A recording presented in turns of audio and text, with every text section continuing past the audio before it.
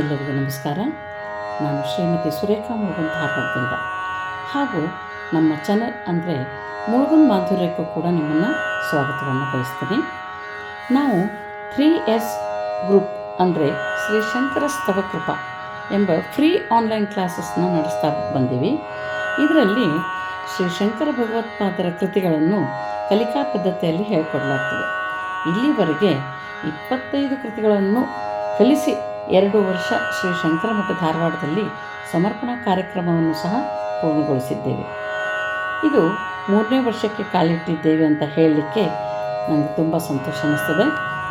ಈಗ 2ನೇ ಸಲ ಸೌಂದರ್ಯ ಲಹರಿಯನ್ನು ಕಲಿಕಾ ಪದ್ಧತಿಯಲ್ಲೇ ಕಲಿಸ್ಕೊಡ್ಬೇಕಂತ ತುಂಬ ಜನರ ಆಸೆ ಮೇರೆಗೆ ಕಲಿಸಲಿಕ್ಕೆ ಮುಂದಾಗಿದ್ದೀನಿ. ಇದು ನನ್ನ ಸುದೈವ. ಇದರ ಉಪಯೋಗವನ್ನು ಹೆಚ್ಚು ಜನ ತೆಗೆದುಕೊಳ್ಳಿ ಅಂಥೇಳಿ ನಾನು ಆಶಿಸ್ತೇನೆ.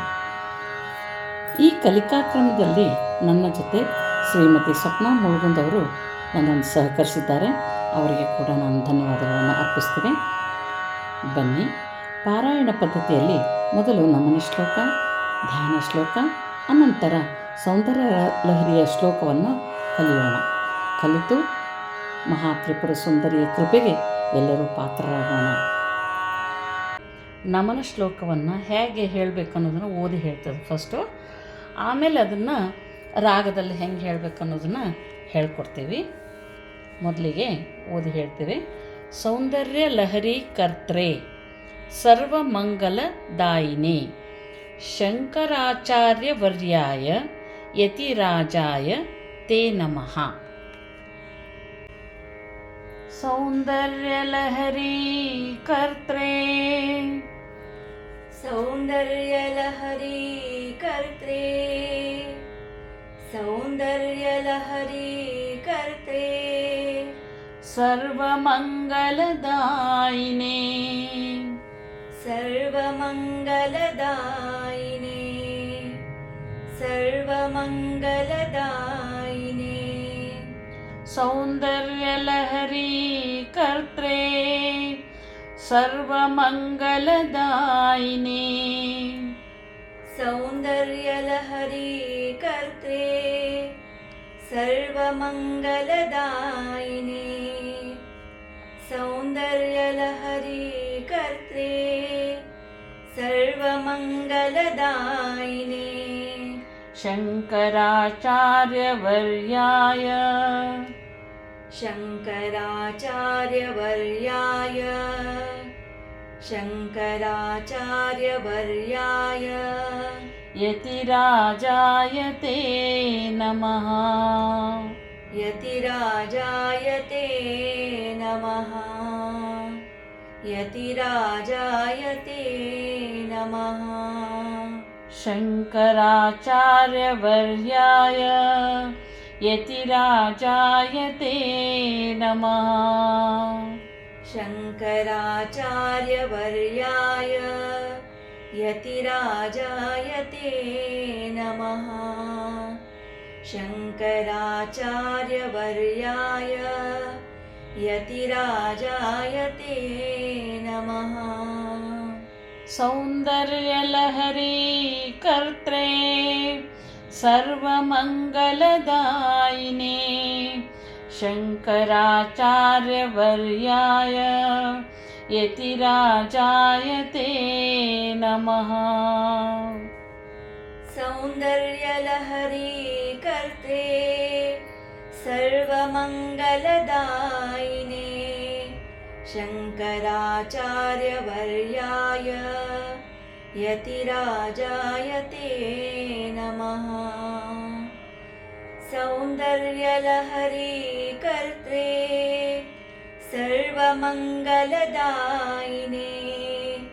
शंकराचार्यवर्याय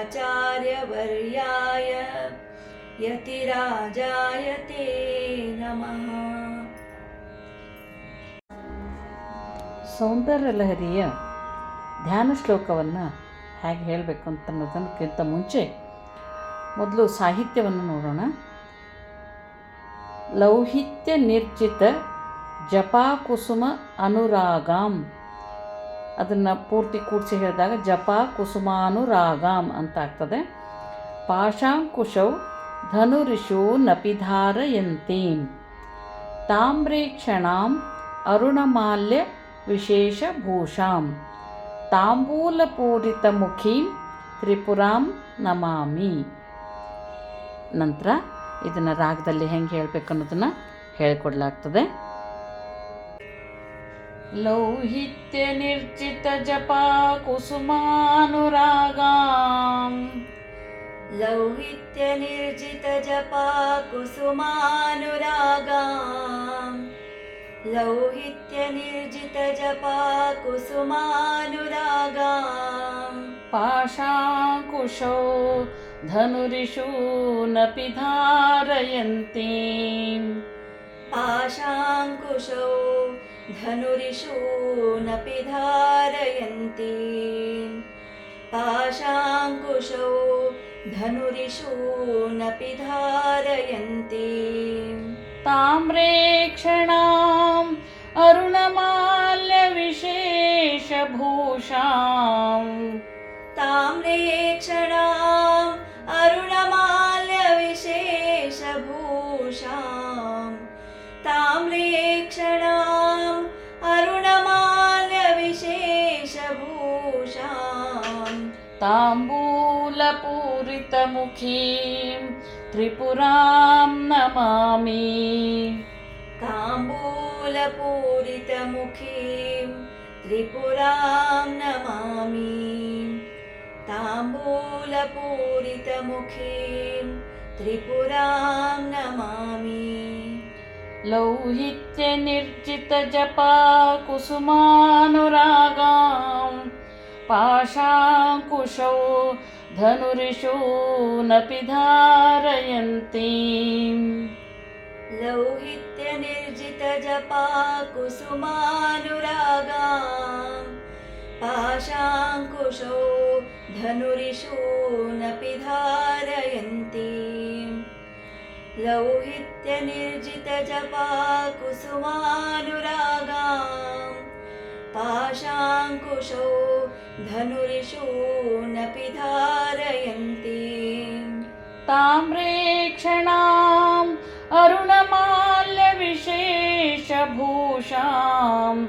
ತಾಂಬೂಲಪೂರಿತಮುಖೀಂ ತ್ರಿಪುರಾಂ ನಮಾಮಿ ತಾಮ್ರೇಕ್ಷಣಾಂ ಅರುಣಮಾಲ್ಯ ವಿಶೇಷಭೂಷಾಂ ತಾಂಬೂಲಪೂರಿತಮುಖೀಂ ತ್ರಿಪುರಾಂ ನಮಾಮಿ ತಾಮ್ರೇಕ್ಷಣಾಂ ಅರುಣಮಾಲ್ಯ ವಿಶೇಷಭೂಷಾಂ ತಾಂಬೂಲಪೂರಿತಮುಖೀಂ ತ್ರಿಪುರಾಂ ನಮಾಮಿ. ಲೌಹಿತ್ಯ ನಿರ್ಜಿತ ಜಪಾ ಕುಸುಮಾನುರಾಗಾಂ ಪಾಶಾಂಕುಶೋ ಧನುರಿಷು ನಪಿ ಧಾರಯಂತೀಂ ತಾಮ್ರೇಕ್ಷಣಾಂ ಅರುಣಮಾಲ್ಯ ವಿಶೇಷಭೂಷಾಂ ತಾಂಬೂಲಪೂರಿತಮುಖೀಂ ತ್ರಿಪುರಾಂ ನಮಾಮಿ. ಲೌಹಿತ್ಯ ನಿರ್ಜಿತ ಜಪಾ ಕುಸುಮಾನುರಾಗಾಂ ಪಾಶಾಂಕುಶೋ ಧನುರಿಷು ನಪಿ ಧಾರಯಂತೀಂ ತಾಮ್ರೇಕ್ಷಣಾಂ ಅರುಣಮಾಲ್ಯ ವಿಶೇಷಭೂಷಾಂ ತಾಂಬೂಲಪೂರಿತಮುಖೀಂ ತ್ರಿಪುರಾಂ ನಮಾಮಿ. ಲೌಹಿತ್ಯ ನಿರ್ಜಿತ ಜಪಾ ಕುಸುಮಾನುರಾಗಾಂ ಪಾಶಾಂಕುಶೋ ಧನುರಿಷು ನಪಿ ಧಾರಯಂತೀಂ ತಾಮ್ರೇಕ್ಷಣಾಂ ಅರುಣಮಾಲ್ಯ ವಿಶೇಷಭೂಷಾಂ ತಾಂಬೂಲಪೂರಿತಮುಖೀಂ ತ್ರಿಪುರಾಂ ನಮಾಮಿ.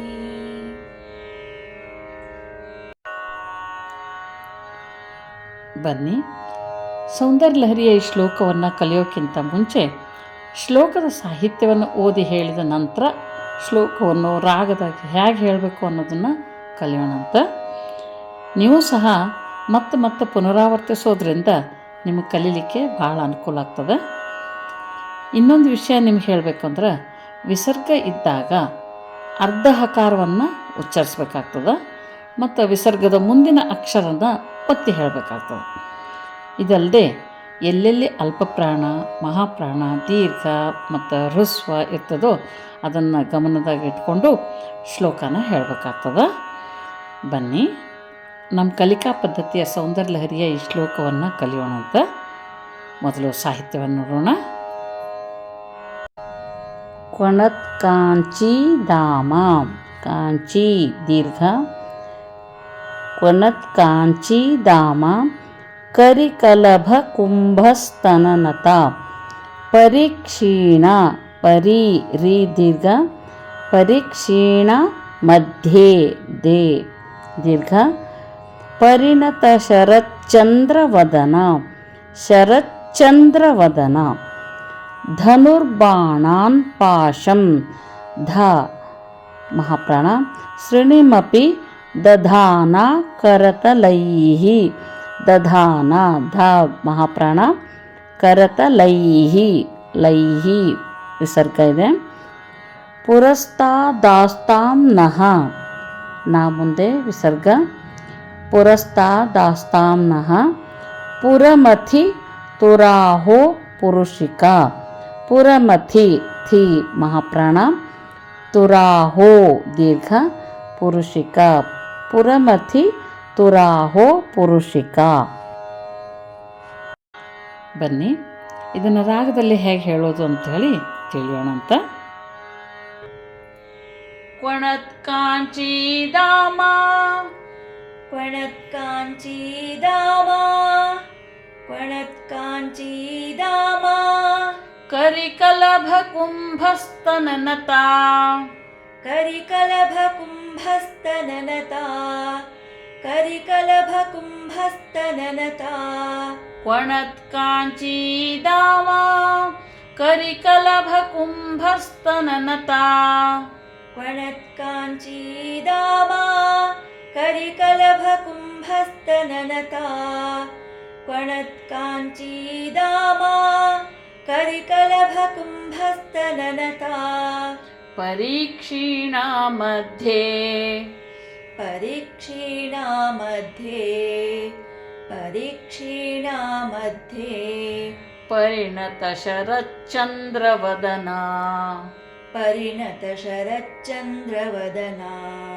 ಪರಿಣತ ಶರಚ್ಚಂದ್ರವದನ, ಪರೀಕ್ಷೀಣ ಮಧ್ಯೆ ಪರಿಣತ ಶರಚ್ಚಂದ್ರವದನ, ಪರೀಕ್ಷೀಣ ಮಧ್ಯೆ ಪರಿಣತ ಶರಚ್ಚಂದ್ರವದನ, ಪರೀಕ್ಷೀಣ ಮಧ್ಯೆ ಪರಿಣತ ಶರಚ್ಚಂದ್ರವದನ, ಧನುರ್ಬಾಣಾನ್ ಪಾಶಂ, ಧನುರ್ಬಾಣಾನ್ ಪಾಶಂ, ಧನುರ್ಬಾಣಾನ್ ಪಾಶಂ, ಸೃಣಿಮಪಿ ದಧಾನ ಕರತಲೈಃ, ಸೃಣಿಮಪಿ ದಧಾನ ಕರತಲೈಃ, ಸೃಣಿಮಪಿ ದಧಾನ ಕರತಲೈಃ, ಧನುರ್ಬಾಣಾನ್ ಪಾಶಂ ಸೃಣಿಮಪಿ ದಧಾನ ಕರತಲೈಃ, ಧನುರ್ಬಾಣಾನ್ ಪಾಶಂ ಸೃಣಿಮಪಿ ದಧಾನ ಕರತಲೈಃ, ಧನುರ್ಬಾಣಾನ್ ಪಾಶಂ ಸೃಣಿಮಪಿ ದಧಾನ ಕರತಲೈಃ, ಪುರಸ್ತಾದಾಸ್ತಾಂ ನಃ, ಪುರಸ್ತಾದಾಸ್ತಾಂ ನಃ, ಪುರಸ್ತಾದಾಸ್ತಾಂ ನಃ, ಪುರಮಥಿತುರಾಹೋ ಪುರುಷಿಕಾ, ಪುರಮಥಿತುರಾಹೋ ಪುರುಷಿಕಾ, ಪುರಮಥಿತುರಾಹೋ ಪುರುಷಿಕಾ, ಪುರಸ್ತಾದಾಸ್ತಾಂ ನಃ, ಪುರಮಥಿತುರಾಹೋ ಪುರುಷಿಕಾ, ಪುರಸ್ತಾದಾಸ್ತಾಂ ನಃ, ಪುರಮಥಿತುರಾಹೋ ಪುರುಷಿಕಾ, ಪುರಸ್ತಾದಾಸ್ತಾಂ ನಃ, ಪುರಮಥಿತುರಾಹೋ ಪುರುಷಿಕಾ, ಕ್ವಣತ್ ಕಾಂಚಿ ಧಾಮ ಕರಿಕಲಭ ಕುಂಭಸ್ತನನತ, ಪರೀಕ್ಷೀಣ ಮಧ್ಯೆ ಪರಿಣತಶರಚ್ಚಂದ್ರವದನಾ क्वणत्काञ्चीदामा करिकलभकुम्भस्तननता परिक्षीणा मध्ये परिणतशरच्चन्द्रवदना क्वणत्काञ्चीदामा करिकलभकुम्भस्तननता परिक्षीणा मध्ये परिणतशरच्चन्द्रवदना धनुर्बाणान् पाशं सृणिमपि दधाना करतलैः पुरस्तादास्तां नः पुरमथितुराहो पुरुषिका धनुर्बाणान् पाशं सृणिमपि दधाना करतलैः पुरस्तादास्तां नः पुरमथितुराहो पुरुषिका धनुर्बाणान् पाशं सृणिमपि दधाना करतलैः पुरस्तादास्तां नः पुरमथितुराहो पुरुषिका क्वणत्काञ्चीदामा करिकलभकुम्भस्तननता परिक्षीणा मध्ये परिणतशरच्चन्द्रवदना धनुर्बाणान् पाशं सृणिमपि दधाना करतलैः पुरस्तादास्तां नः पुरमथितुराहो पुरुषिका क्वणत्काञ्चीदामा करिकलभकुम्भस्तननता परिक्षीणा मध्ये परिणतशरच्चन्द्रवदना धनुर्बाणान् पाशं सृणिमपि दधाना करतलैः पुरस्तादास्तां नः पुरमथितुराहो पुरुषिका क्वणत्काञ्चीदामा करिकलभकुम्भस्तननता परिक्षीणा मध्ये परिणतशरच्चन्द्रवदना धनुर्बाणान् पाशं सृणिमपि दधाना करतलैः पुरस्तादास्तां नः पुरमथितुराहो पुरुषिका ನಿಮಗೆ ನಮ್ಮ ಕಲಿಕಾ ಪದ್ಧತಿ ಇಷ್ಟವಾದಲ್ಲಿ ಸಬ್ಸ್ಕ್ರೈಬ್ ಆಗಿರಿ, ಲೈಕ್ ಮಾಡಿರಿ, ಶೇರ್ ಮಾಡಿರಿ, ಬೆಲ್ ಐಕಾನ್ ಒತ್ತಿ ಮತ್ತು ಯೂಟ್ಯೂಬ್ನಲ್ಲಿ ಕಮೆಂಟ್ ಮಾಡೋದನ್ನು ಮರಿಬೇಡ್ರಿ. ಮುಂದಿನ ಶ್ಲೋಕದೊಂದಿಗೆ ಪುನಃ ಭೇಟಿಯಾಗೋಣ. ನಮಸ್ಕಾರ.